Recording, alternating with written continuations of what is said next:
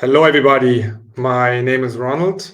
I'm the co-founder of About Fraud, and I'm the host of our webinar today. Before we going into all the details, what are we talking today and who's actually with me in this webinar, I would like to share one housekeeping rule. There's only one housekeeping rule. Please ask questions. On the right-hand side of the panel, you can see a chat box. Please type in your question, and we're trying to incorporate your question into our session.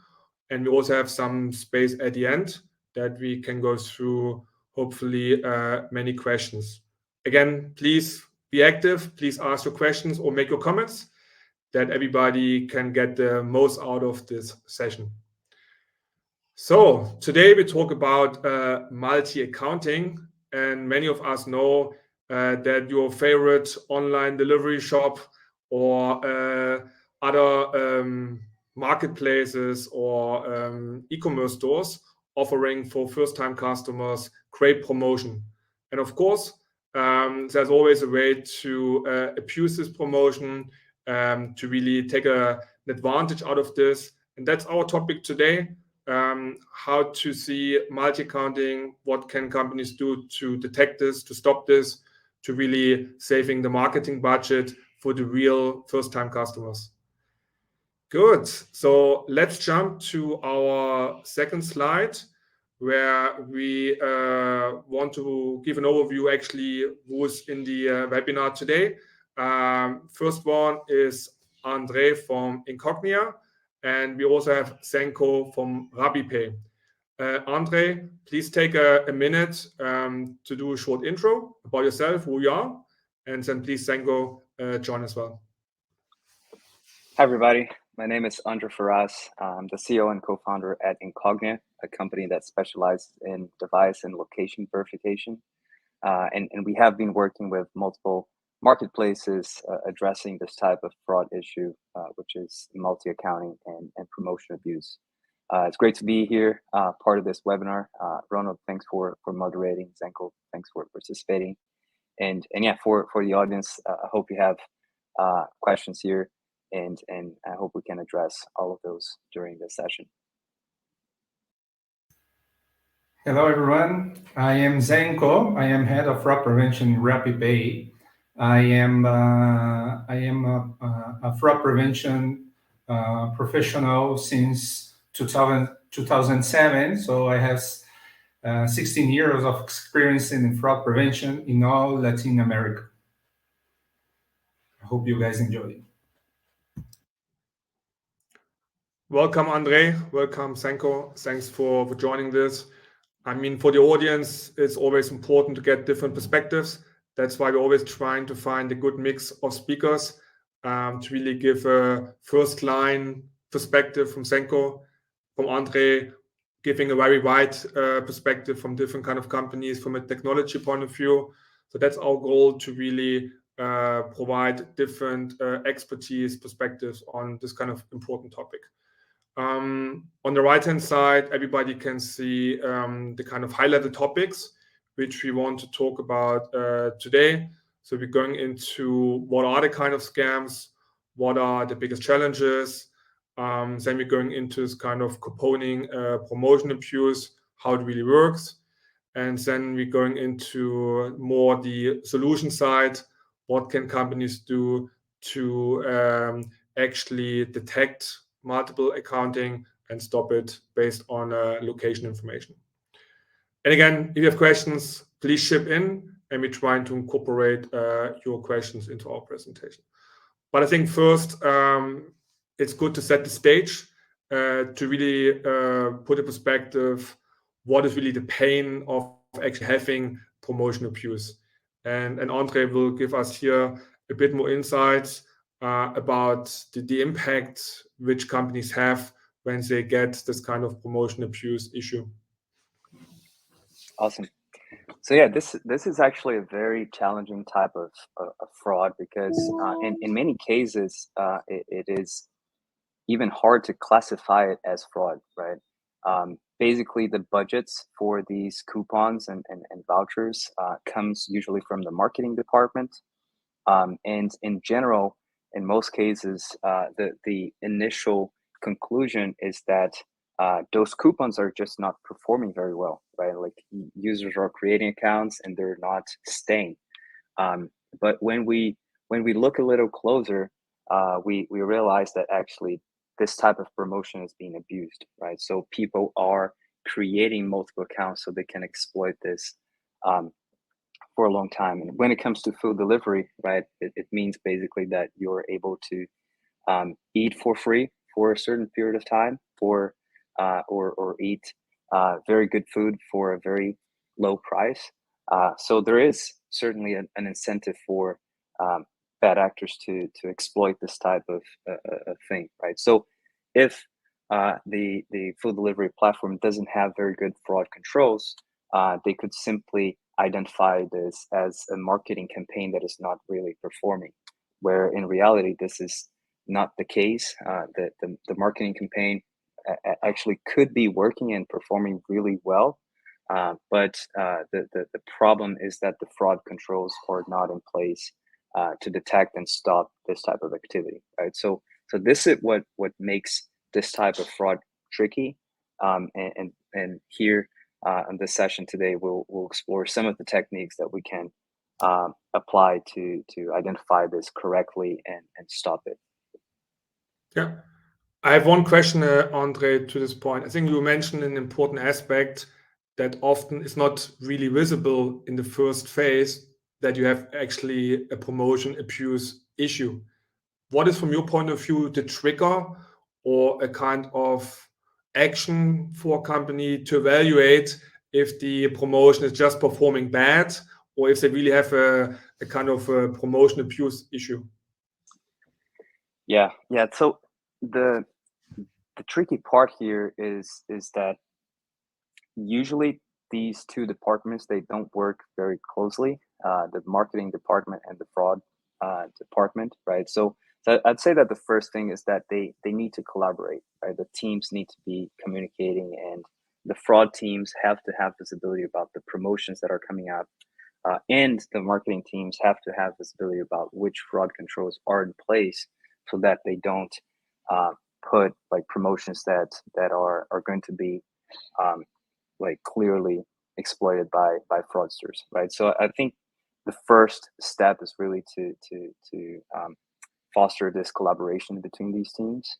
And when it comes to the data itself, right, assuming that these two teams are talking to each other, I'd say that the main concern here is really around the identity verification process and understanding if like the company has deployed like good controls and have good ways to identify these individuals uniquely from different perspectives, right? So it's important to have a layered approach to understand this user's identity. So it's not only, for example, like document verification plus selfie, or not only device fingerprinting, or not only location verification, but actually like looking at these forms of identity and trying to cross-reference each other to understand if there is any inconsistency, right?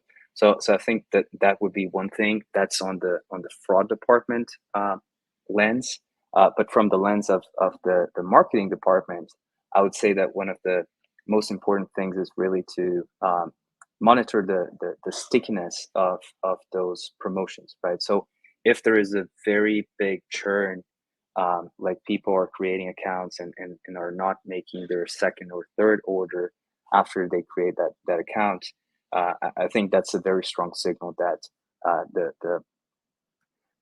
there is promotion abuse going on, and especially if you have historical data to compare to and see if churn went up significantly. So yeah, these two teams have to be monitoring these different metrics and talking to each other. I think that's the most important part. Maybe a short follow-up question to Zenco. I mean, you have a lot of experience working for different organizations. Can you confirm that actually the fraud team works together with the marketing team, or do you feel that's still like a challenge connecting both teams and really working in the same direction? Yes, that's it. So the marketing team in the fraud prevention area must to work together. That's the key to the success of the to bring the real clients, the clients that we need and that we want to achieve. So if we don't work together, marketing will have a lot of marketing, a lot of promotions. And if the fraud prevention area doesn't know, could be attack.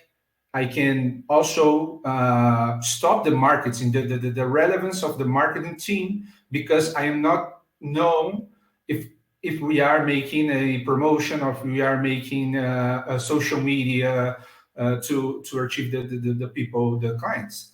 So that's true. If we work together, we are better and we can look after the best clients, the securities of them also.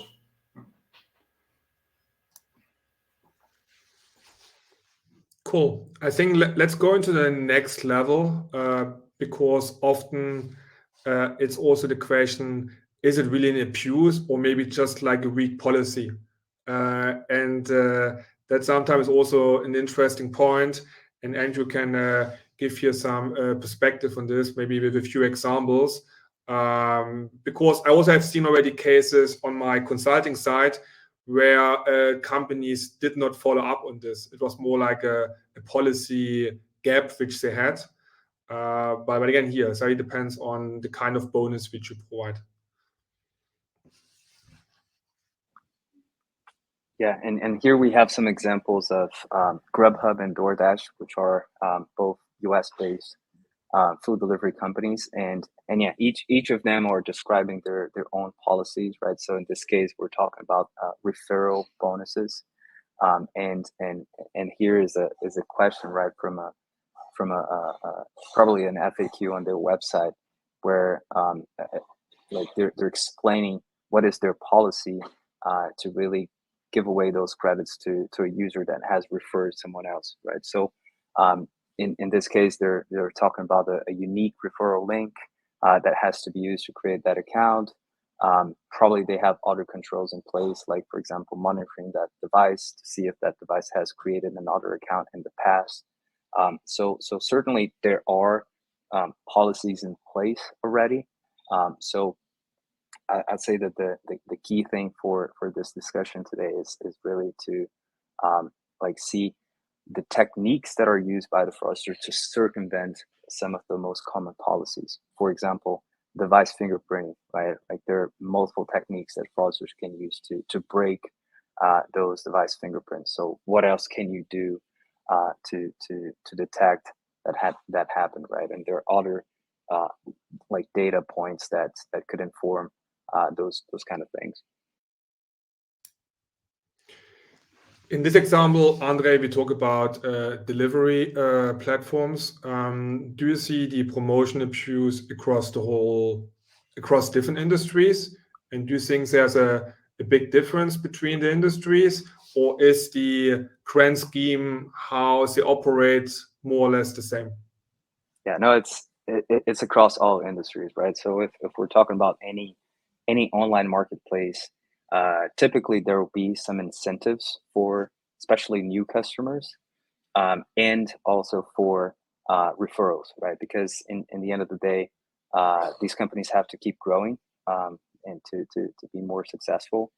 So they're always trying to find ways to appeal to non-customers to become new customers, right? So that's one of the greatest things that you can do is like, okay, if you don't have an account with us, here's like credit for you to make your first purchase. Interestingly, we used to joke a bit with some of these promotions. We used to say that the business model of some of these companies were VC to C. So basically a lot of VC money being fueled directly to consumers, so they could create those accounts, especially because of the competition. There's a very fierce competition between these companies for user acquisition, right? But then the joke actually became VC to F, right? Which is VC money going straight to the fraudsters, which are being able to exploit these programs. So yeah, it is across all different types of marketplaces, from like food delivery all the way to like ride-hailing companies, local marketplaces, peer-to-peer marketplaces, vacation rental platforms. Pretty much every single like online marketplace has some sort of like coupon or voucher campaign for new customers.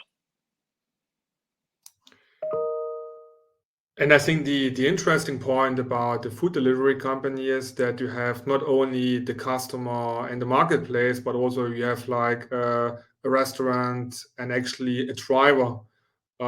Maybe Zenco can maybe provide a bit more perspective from your experience, how actually a driver is contributing to kind of referral bonus abuse. Is it also because it's another party who actually also could be exploiting the system?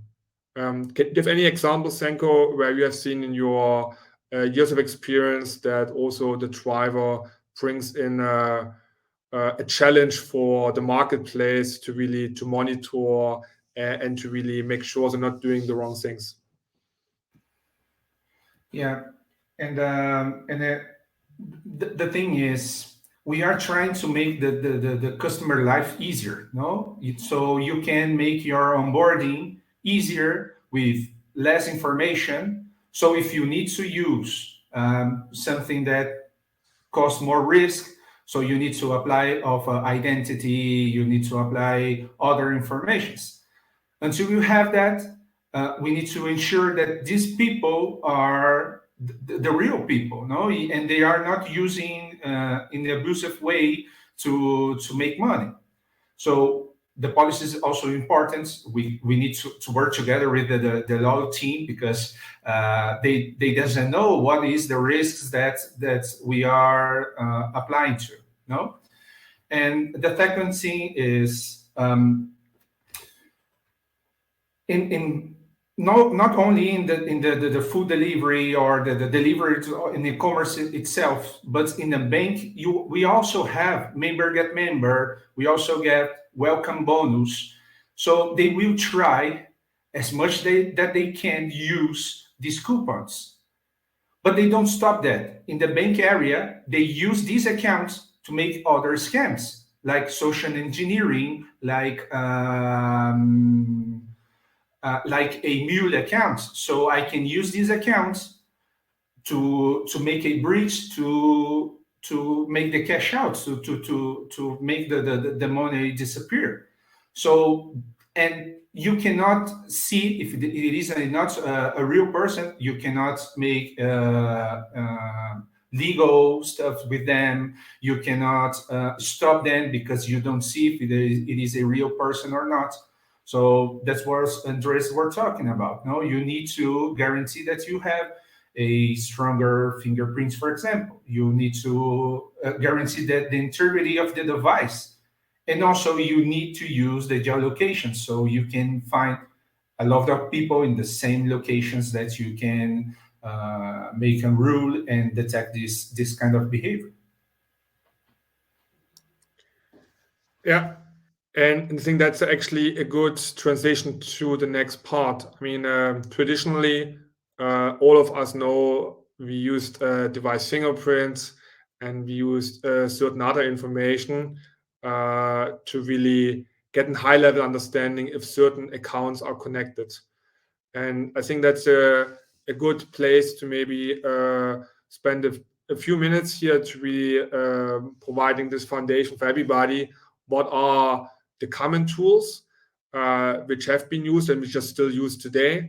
And then in the next phase, what are other data points or technology which could be even better or could be in addition used to detect this kind of multiple accounts? Yeah, so what's interesting here is that like pretty much every fraud control can be circumvented in some way, right? So when we're talking about device fingerprinting solutions, for example, What is happening more commonly now is like the deprecation of these fingerprint solutions because of the recent changes happening to the ecosystem overall. So, for example, on the mobile side, right, Android and iOS platforms have been adding a lot of like new layers of privacy controls that are directly affecting the ability for companies to fingerprint devices. So, as we know, like this is public information, right? Even companies like Facebook, for example, are suffering from these things because they used to have a good way to uniquely identify users based on device attributes, and those identifiers are no longer available, right? So they can no longer to do this type of identification. This type of thing is also affecting some of the device fingerprinting solutions, and they're having to adapt quickly in order to maintain a stable identity for each device, right? So this is changing very rapidly. Same is happening on the browser side. So Safari, for example, Firefox, they have recently updated a lot of their policies regarding data collection, and even on the regulatory side, right, with regulations like GDPR and others have been affecting this. The good news, though, is that some of these policies don't apply to fraud prevention and security solutions, which is great, right? So some of these solutions can still have access to some of these identifiers and some of these data points that are used to create fingerprints for the device or identities for the devices. But it's still a challenge, right? So that's one thing, and that leads to fraudsters being able to build big, like better and more sophisticated spoofing solutions for this, right? So they have been creating new techniques and new even applications that make it easier for them to spoof device fingerprinting solutions that are available in the market. Same applies to email verification, right? So as we know, many companies use techniques to verify if an email is valid, and its age and things like that. So then fraudsters have adapted to that as well, right? So they have created, for example, services in which they would create like a bunch of emails, and they will age those emails until they start passing some of those tests, right? So you actually have email aging tools, and what is called here aging as a service, which is pretty crazy, right? And like having actual organizations that are creating email addresses in at large scale, and basically putting them, like separating them in different vintages and say, okay, now I have a new vintage of emails that is going to pass most of these tests. So yeah, same way that people do to create synthetic identities for to build a credit score on top of an identity that doesn't really exist, right? Similar technique is being applied to age those emails. So these are just like two examples of techniques that fraudsters are applying to circumvent some of these protections. And maybe, Zenco, maybe again the question to you. I mean, you're operating in different markets in Latin America. Maybe a question in this direction. Do you see any kind of differences how fraudsters are interacting in the different markets? So is there Brazil different to Colombia or to any other country in Latin America? Or would you say that's like more or less the same, they're using the same technology, tactics? So for you, it's like the same across the whole region? Well, they are pretty much the same in Latin America, right? So the thing is, it's about the culture of this country, how digitalized they are. That's one thing, you know. If we are more digitalized, our people, we get more risk in digital area, no? And but the scams are pretty much the same way. They will try.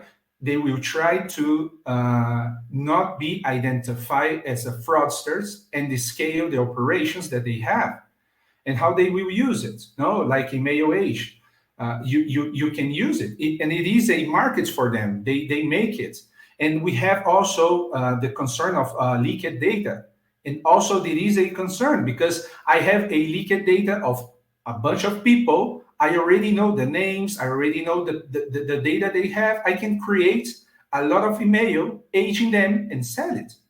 Also, I can sell the accounts, familiar accounts. It is a huge market in Argentina. So, yes, they are pretty much the same. They use the basic, they will always try the basics. So change the fingerprints, make some manipulations of the device. Device could be rooted. They could be, they will always do the same. They will try to hide the IP. They will try to hide the geolocations. They will always do this. But the thing is, they will always left trial to the digital trial. No, we will always have some informations that we can use it to avoid this kind of fraud.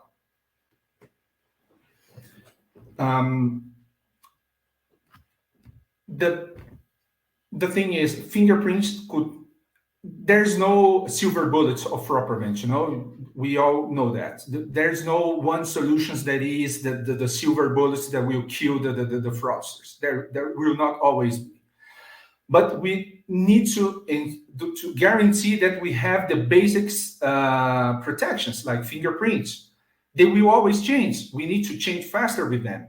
And we could always do internally, or we can do with the specialized providers. Internally, depends of your segment. There's no make sense to you to specialize in tools of fraud preventions. We are a bank, for example, or we are delivering food. There's no make sense to build some kind of tools to guarantee that. Of course, the basics ones, to not have robots, the bots, to do not have some kind of breach in the cybersecurity, in the architecture of our apps, of our browsers, and etc. But in the market, we always have the providers that are in many places, and this is the data that we are buying to also, because if they already know in the market there is a device, it is a bad device or a user or a mail, we can use that internally to make these clients, the potential clients, with higher score, with more risk, and avoid this kind of fraud. So, but they will always try to manipulate the fingerprint. In the browser, it's easier. No, you can use even Chrome. You can use to change your browser, where you are entering in the application or in the browser, the banking account. The second thing is we guarantee a good fingerprint. We have this challenge. They always have some problems with GRPD and concern with the data. The mail that we can always have a lot of these informations. Guarantee that we are not seeing, it is not a emulator. We guarantee that it is not a rooted cell phone. We guarantee there is no VPN. We guarantee all the basics protections. We can also use other informations that we have of the device to make identifications of the risk. So we can use information to identify the client that is a good client, is a good person. So I am not seeing the fraudster now. I am seeing the good clients. I am seeing the information that I have. It is a good client, so they can come, or potential clients. No, they come. And also we can identify the standards that have in the behaviors, so like the same cell phone, the same IP, the same. So we need to guarantee the basics of the protection, the device integrity, and also use the information also that we have. the wireless network, the geolocation is also strong information to avoid this kind of stuff.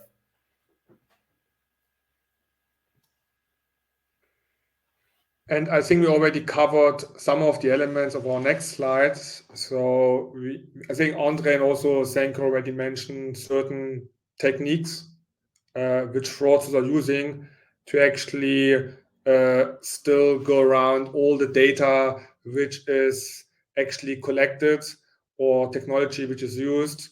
I think that's also the exciting part about our industry, that if we creating a new wall, that the fraudster will find a way to go left and right and really going around the obstacles, and we need to find a new way.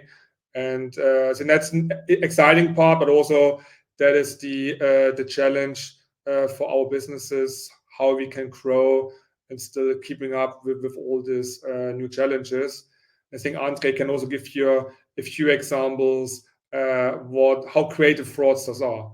And also, as Zenco mentioned before, some standard tools like the browser or the phone already give certain abilities for fraudsters to take actions to hide or to let's say imitate or emulate certain data points.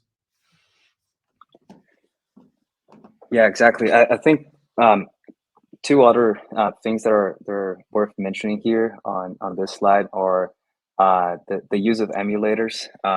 We see that a lot. So basically, once a fraudster identifies that they can create an account on a marketplace and get a $20 coupon, they very quickly realize that they can do this over and over, right? So emulators is one of the tools that they can use to make this more scalable, right? So they can run like multiple at a time and create many accounts very quickly. Another one, which is a little bit less scalable and typically would be used by users that are a little bit less sophisticated, are the factory resets, right? So if they're not being able to manipulate their system to break the device fingerprinting solutions, the next thing they'll try is to do a factory reset on their phone, so they can circumvent it.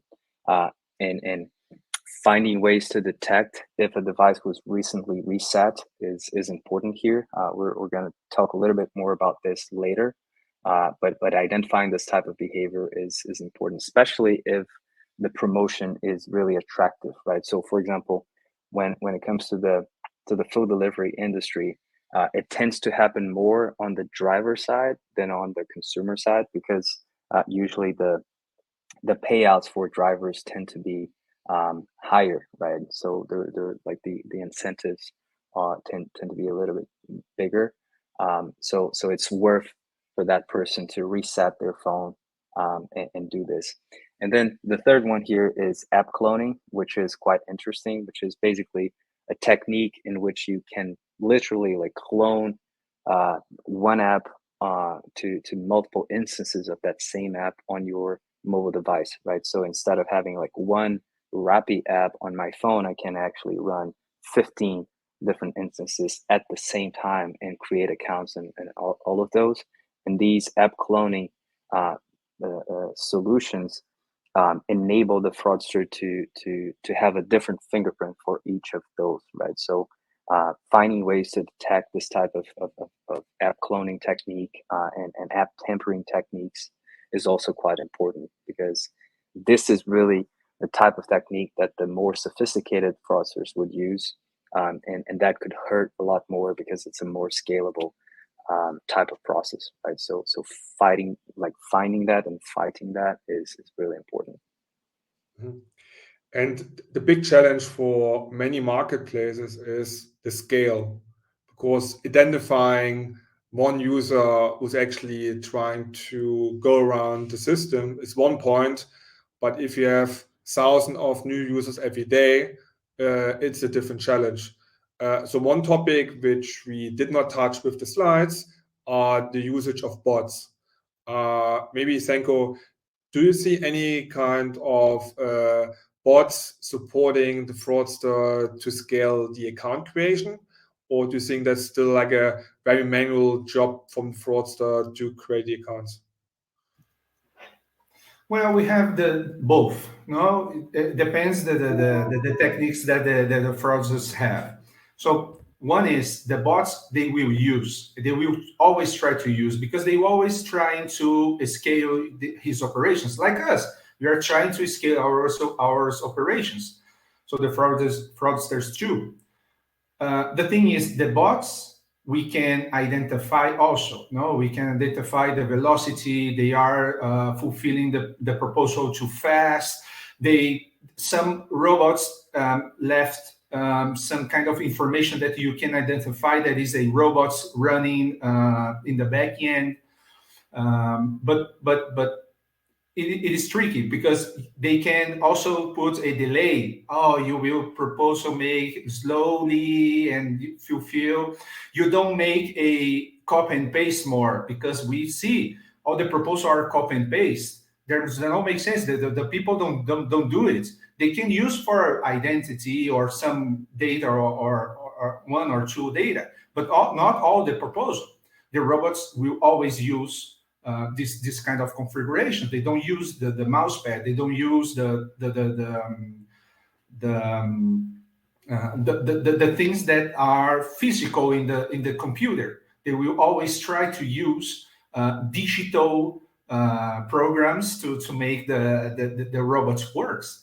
We can identify them, but they will always do. They always do something like that, and that's the basics. No, that's the basics. I will try to use the robots. Let's see if the company has they are strong enough to avoid the robots that I have. If not, they will use robots because that's easy. I can make a robot in hours. So that's the thing. No, you need to do this protection. The robots they will use this. They are easily to use. But also we can identify, but they also can circumvent this type of things, making delay in the proposal, not using copy and paste, but used to digit the name of the clients and the identification. They always can use that, but again, we can identify them in the robots. Mm-hmm. I think in general, one important point for many organizations is that they need to measure the impact in the right way. Beginning, we have seen the impact of costs. I mean, one question, Zenco, to you. Is your organization actually flagging what is promotion abuse to make also how big the issue is? Because a lot of technology also is a certain investment. And if you go to your boss, I need a certain investment for new technology, they might ask, okay, but what is the impact? So do you actually really flag this kind of issue as a separate topic, or is it more under the bigger hood of fraud, and you might budget fraud overall? Or would you really break this down in, this is promotion abuse and how the issue is so big, so it makes sense to invest time, effort, and money to really minimize this kind of exposure? Yes, it is. It could be huge if they can scale. It could be huge. No, we can spend all the money that we have in marketing in fraud. So it is a concern that we have. In fraud, we'll always have it is an investment, or I am losing money. No, because it's hard to make the business team know. Oh, I need to have it. Oh, how much we gain to do it? No, how much I will have in return to make a fraud prevention tool or fraud prevention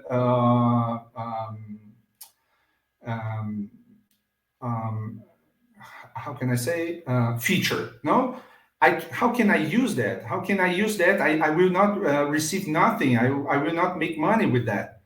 But we are protecting the clients. We are protecting the business. So and when we make the accounts of it, makes sense. We avoid a lot of fraud if we have some kind of protections, and we also can scale the operations with security. guarantee the security of the clients, guarantee the security of the business.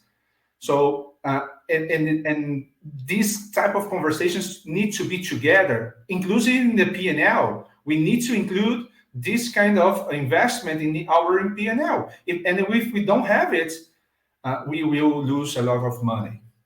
We will spend money and we will have no return. So the business will not have return if we don't do the protections that we must to do. So it is a conversations that must to be together. Fraud prevention for a long time will not always be in the discussions in the business. Nowadays, we must to have conversations together with the law team, with the market team, with the product team, because if we don't have it, we will always lose money, and we will always can have a risk of image, can risk of losing money there. So it is important to have the conversations always together with all the teams that we have internally. Yep. Maybe I can chime in on this question too, which is usually what we do with our clients is before even integrating our solution to prevent fraud, we do two things. The first one, and actually the most important step, is really to define the problem really well. So determine like what is the exact use case we want to solve for. Like, is that CNP fraud? Is that promotion abuse? Is that account takeovers? And we want to have a lot of clarity about that early on. Once we have that established, then we determine usually a 30-day trial period in which we would integrate part of the solution just to measure all this information and to quantify how big is the problem we were discussing, right? So, for example, if we're talking about promotion abuse, we want to know like how many accounts and what is the percentage of the new accounts that is really participating on some sort of a fraud scheme related to promotion abuse, right? And once we quantify that, we want to measure the financial impact, right? So like this company is losing, for example, like $1 million per month just on promotion abuse. And if we deploy the solution, we've measured that we would be able to reduce it by like 85%. So as part of that process, by the end of it, we're able to bring like a lot of visibility to the customer, and then they can determine like, okay, how much money I'm going to invest on this new solution to reduce these fraud losses, for example. Yeah. And I want to bring up one exciting case which I had myself. So I consulted a big European e-commerce retailer who actually sold the PlayStation 5. And the challenge which they had a lot of bot attacks, creating accounts and buying all the PlayStations, all the bundles. And so now the question is, what's the business case behind this? Because the people actually pay the money. So they did not really get a chargeback or losing the money. It was more like that the legit customer complained that they never got a PlayStation because the bots bought all the PlayStations and sold it later on eBay or other platforms. So that's also an exciting discussions to have, because you cannot really put a real dollar amount next to the exposure, because it's more like a policy which not really it's applicable to amount. It's more like reputation, maybe relationship to Sony as a wholesaler, etc. Again, different example, but same challenge. And a really exciting point where André already went to the next slide is how can location be used? And I also think I would even call it like a location 2.0, because a lot of people, when they talk about location data, they talk about IP data. But what we now going to learn from André, it's much more than the IP. So there's a lot of details, a lot of data points, which are actually another layer of data which can be used by companies to really detect where's the customer right now, and really adding this to the machine learning models or to the decisions. Excellent. Yeah, when I saw the question here from Natalia asking about how to build models to identify the relationships between these multiple accounts, right? I passed this slide because that's the exact answer we have for it. So essentially, the way to link all of those different data points together is by really looking at the problem from a different lens, right? So in the end of the day, each of these fraudsters, they are like real persons, even if they are hiding behind like multiple devices or multiple email addresses or multiple documents. It isn't a person, right? It is an individual, and this person is somewhere in the world, right? So if we're able to locate this individual device, we are able to have a very good sense about the relationships between these multiple accounts and emails and devices, right? But as Ronald said, like we have to look at it in a different way, because if we analyze like the IP address of the user, that's not really good, because it's very easy for that user to hide behind a different IP address just by using a VPN or a proxy, right? So analyzing the IP address won't help much. And the same applies to GPS data. Most people get surprised when I say this, but the reality is that GPS data is not reliable at all for fraud prevention purposes.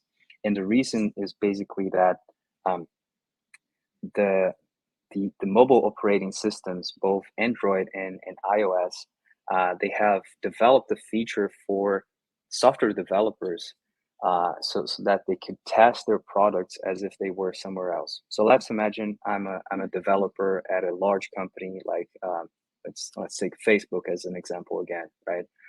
It's a global company. They're present in pretty much every country in the world. But I'm here in California. I'm the part of the development team, and I just developed a feature that is exclusive to a different market. Let's say India, for example, right? How would I test this feature if I'm in California and I just built it exclusively for users in India, right? I have to find a way to test that. So the operating systems, they actually enabled devices that are on developer mode to change their GPS coordinates so they could test these applications. But unfortunately, and like as we know, fraudsters they would exploit everything that they have available. They have been exploiting this as a security vulnerability, right? So basically, the GPS data from the mobile operating systems like Android and iOS is not that reliable, because there are multiple ways in which a fraudster can spoof the GPS information, right?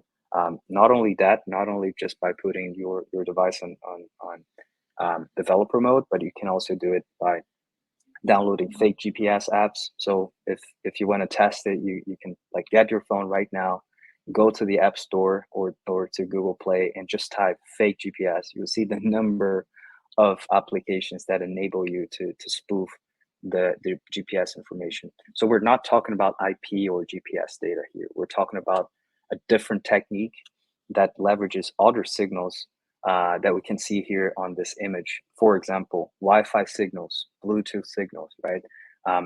What is interesting is that those signals are tied to a physical location. So for example, I'm here right now in my living room, and there is a Wi-Fi router right here in front of me, right? My neighbors also have their Wi-Fi networks as well surrounding my place. So if I look at my phone and I go to the Wi-Fi settings, I'll see a lot of different networks. These networks are only here, right? So basically, we use that to create a unique fingerprint for each physical location. Therefore, we're able to detect the location spoofing in case the user is spoofing their GPS data, for example, and we're able to more precisely identify the location of that device. So, for example, in an apartment building, this technique enables us to understand not only of which building you are at, but also in which apartment or unit you're located at. And with this very precise location data, we're able to tie all of those things together. Because if we see, okay, we have 10 accounts that were created from the same place, using different emails, using different devices, or different device fingerprints, it is most likely to be the same individual, right? It's very unlikely that we would see the case of let's say an entire family with like 20 people that happen to live in the same house, and suddenly they want to create this account in the same platform at the same time, right? Like this won't happen. So basically, by using this type of super precise location data, we're able to tie all of these identities together, and create a new fraud control that is a lot more resilient to multi-accounting, for example. And probably Zenco has more to share about that as well. Yeah, thank you. This kind of fraud we have in all the industries. No, we have Pokemon Go, and the users are using fake GPS to be in other place that has better Pokemons and get the best Pokemons. So it is not only for the bank industry, or only for the delivery industry. So we have it in all the industry. So and the Natalia question, we actually have, and the basics we need to know.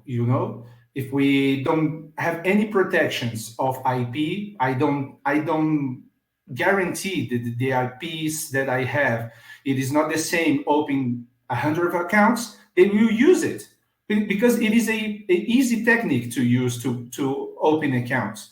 So we need to do the basics. After that, they will do it. They will change the GPS. How can we guarantee it? So this kind of location help us to identify the fraudsters, and the graphics that we can use, it is, I have a fingerprint. Remember, there is no unbreakable fingerprint, right? So, but if we have some layers of identify some fingerprints, we avoid to the same fingerprints that are open accounts. We avoid to the same IP using, we are making the fraudster life harder, and then they use new techniques to make fraud.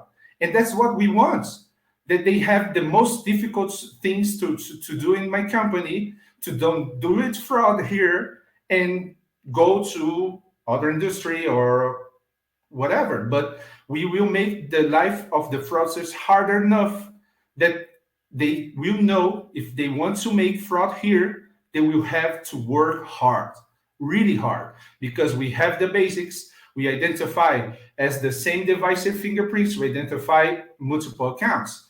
With the same IP, we identify multiple accounts. We also can identify by a user that we have, the open accounts, we can trace with the data that we have to identify others clients or other fake clients. But we doing all of that, we have the breach. They can hide the IP, they can hide the fingerprints, they can hide some kind of emulators. How can we identify this kind of person? It is with this technique, a solution of geolocation. We identify by understanding with the cross wireless, with the cross informations that we have around this device to identify this person. And that's why we need to use like Incognia, for example. It is a supplier that have this technique that can guarantee and identify this kind of behavior. And with this kind of behavior, we can pop up the images or we pop up in the monitoring that in the workflow that we are working on to identify this kind of behavior and stop them. And that's how we are going to stop. The data is the new oil. No, we have a lot of trace, a lot of information digitally. We need to use that with wisely, because the fraudster will do it. So we need to understand what is the journey of my clients, because my client's journey could be one, and the other makes others, and the delivered others. So I understand how it is the journey of the clients. Knowing that, I need to guarantee how can I protect the clients in this journey. So what is the risk that I have in the onboarding to make a fake accounts, use fake identities, and the challenge to use intelligence and machine learning or informations that we have to scale the operations, because we can do it manually. I can do it manually. We can avoid fraud manually. We can, but it will take a long time. The experience of the client will be worse. We can have a lot of friction of the clients. So with this kind of information, we also can save money. For example, a lot of banks in all of the countries use biometrics to identify the clients, to guarantee that is a good section, or is a good transaction, or is the good movement that they have. So if I use the biometrics here, I guarantee it is the clients that make the onboarding with me. But if I use it, has a cost, and it is not cheaper. It is we have a considerable cost in there. But if I have the clients in his house, in his habitual house, in the locations that they always work on, or always in the bed, we can use this information to see, okay, it is not a third party entering the account. It is not a account takeover, or it is not someone trying to make a fraud and in a lot of places, because we knew that this client, it is in the same place opening a lot of accounts. So the graph models that we have need to use this kind of keys, to strong keys, that's fingerprint, IP, and etc. But they will always be easily to manage, to circumvent. So we need to guarantee some techniques that is new techniques that we have in the markets to avoid this kind of fraud. Perfect. Thanks, Zenco, for providing this perspective. I mean, unbelievable. We're running really close to the hour already. So time is running fast, and I feel we could spend another hour going into more examples. Let's go to the last slide. It's just for the audience to take the opportunity to scan the QR code and providing feedback. But I just want to sum up one point from Zenco, which I think is important for the mindset of everybody. I think it's important that we believe we cannot stop all the fraud. We can do our best to make the life hard and breaking the business case for fraudster using our website, our business to make money. I think that's an important point, to always keep in our team spirit and in the mind that we're never going to be zero fraud. Otherwise, we have no business. It's more taking the right data, enhancing the data to make the life hard. And hopefully that the fraudster maybe has too much effort in gaining our website, or maybe going somewhere else. I mean, that's the kind of mouse and cat game which we have with the fraudsters. I think that's an important point for teams to stay motivated and really exploring new tools, new data points, going to conferences, going to webinars, learning about maybe insights from other companies to apply this for the daily business. Again, André, Zenco, thanks a lot for being here today. Thank you for providing your perspective. Thank you to the audience for your participation today. Thank you for the questions. If you have any kind of comments, please use the feedback QR code, and hopefully we see you in the next webinar. Thank you, Zenco. Thank you, André. Thank you to the audience. Thank you. It was Thank you so much. Great pleasure.